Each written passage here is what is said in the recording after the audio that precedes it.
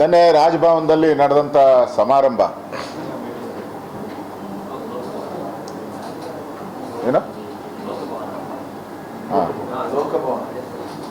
ರಾಜಭವನ bar ಲೋಕಭವನ ಎರಡೂ ಹಿಂದೆ ರಾಜಭವನ ಈಗ ಲೋಕಭವನ.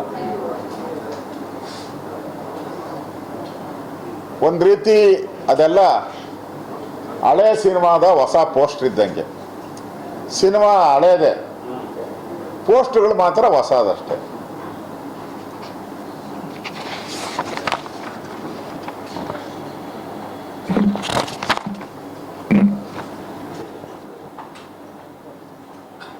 ಇಲ್ಲಿ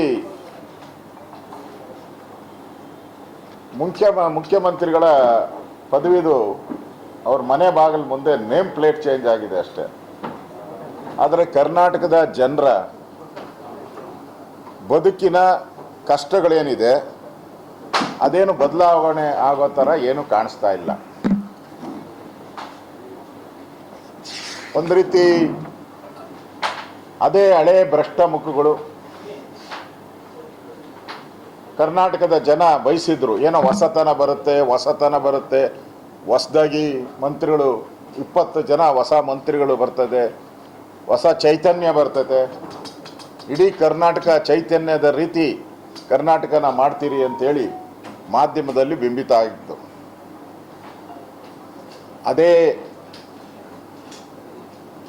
ಅದೇ ಮುಖಗಳು, ಹೊಸ ಮುಖ ಯಾವುದೂ ಇಲ್ಲ, ಒಂದು ಹೊಸ ಮುಖ ಇಲ್ಲ. ಒಂದೇ ಒಂದು ಹೊಸ ಇದೆ, ಅದು ತಂದೆ ಮಗನ ಪಾತ್ರದ್ದು. ಅದ್ಯಾವುದೋ ರಾಜ್ಕುಮಾರ್ ಪಿಕ್ಚರ್ ಬಂದಿತ್ತಲ್ಲ, ಮೆಚ್ಚಿದ ಮಗ ಮಗ. ಅದೊಂದು ಬಿಟ್ಟರೆ ಬೇರೆ ಯಾವುದೂ ಕೂಡ ಹೊಸ ಬದಲಾವಣೆ ಇಲ್ಲ. ಇದೊಂದು ರೀತಿ ಹಳೆ ಸರ್ಕಾರದ ಹೊಸ ಮಾರುವೇಷ ಇದ್ದಂಗೆ. ಮುಖವಾಡ ಇದರಲ್ಲಿ ಇತ್ತಲ್ಲ ಧರ್ಮಸ್ಥಳದ್ದು, ಆ ಮುಖವಾಡದ ಮನುಷ್ಯ, ಹಂಗೆ ಈ ಮುಖವಾಡದ ಮನುಷ್ಯ ಬಂದವ್ರೆ ಅಷ್ಟೇ. Mask man.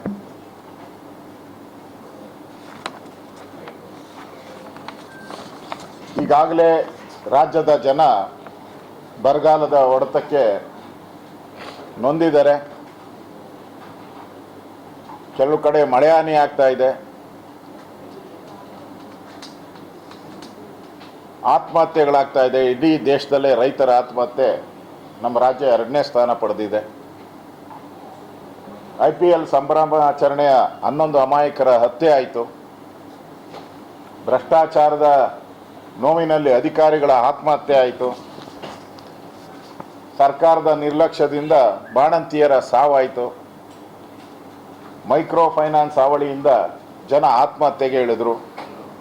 ತಿಂಗಳುಗಟ್ಟಲೆ ಸಂಬಳ ಸಿಗದೆ ನೌಕರರ ಸಾವಾಗ್ತಾ ಇದೆ. ಆಸ್ಪತ್ರೆಯ ಗೋಡೆಗಳು ಕುಸಿದು ಬೀದಿ ವ್ಯಾಪಾರಿಗಳು ಸಾವಾಗ್ತಾ ಇದೆ. ಇಡೀ ಕರ್ನಾಟಕದಲ್ಲೆಲ್ಲ ಗುಂಡಿಗಳ ರಸ್ತೆಗಳನ್ನು ನಾವು ನೋಡ್ತಾ ಇದ್ದೀರಿ.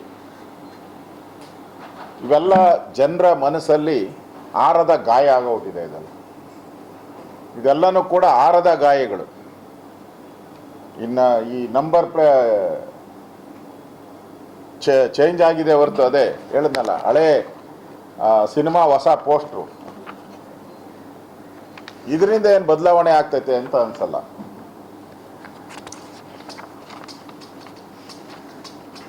ಜನ ಕೇಳಿದ್ದು ಉತ್ತಮ ಆಡಳಿತ ಬೇಕು, ಅದನ್ನು ಕಾಂಗ್ರೆಸ್ ಸರ್ಕಾರ ಮಾಡದೆ ಕುರ್ಚಿ ಬದಲಾವಣೆ ಮಾಡಿದೆ ಅಷ್ಟೆ. ಜನ ಕೇಳಿದ್ದು ಉತ್ತಮ ಆಡಳಿತ,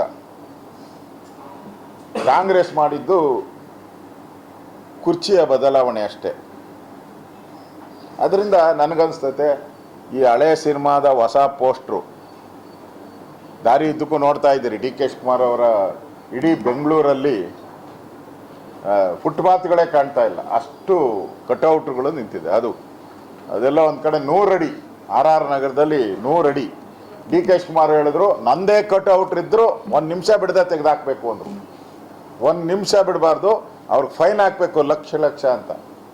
ಅವೇನಾನ ಫೈನ್ ಹಾಕ್ಬಿಟ್ರೆ ಸುಮಾರು 20 ಕೋಟಿ ಬರಬೇಕು ಬೆಂಗಳೂರು ಕಾರ್ಪೊರೇಟ್, ಅಷ್ಟು ಫ್ಲೆಕ್ಸ್ಗಳು ಹಾಕಿದ್ದಾರೆ.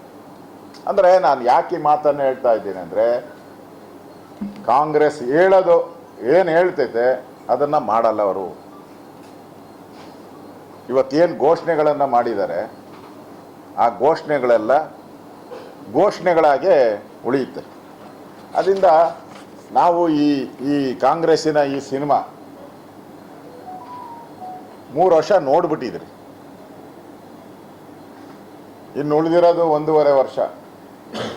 ಅದ್ರಾಗ 6 ತಿಂಗಳು ಎಲೆಕ್ಷನ್ ಹೋದರೆ ಆ 1.5 ವರ್ಷದಲ್ಲಿ ಏನು ಬದಲಾವಣೆ ಆಗ್ತೈತೆ ಅಂತ ನನಗೇನೋ ಅನಿಸಲ್ಲ.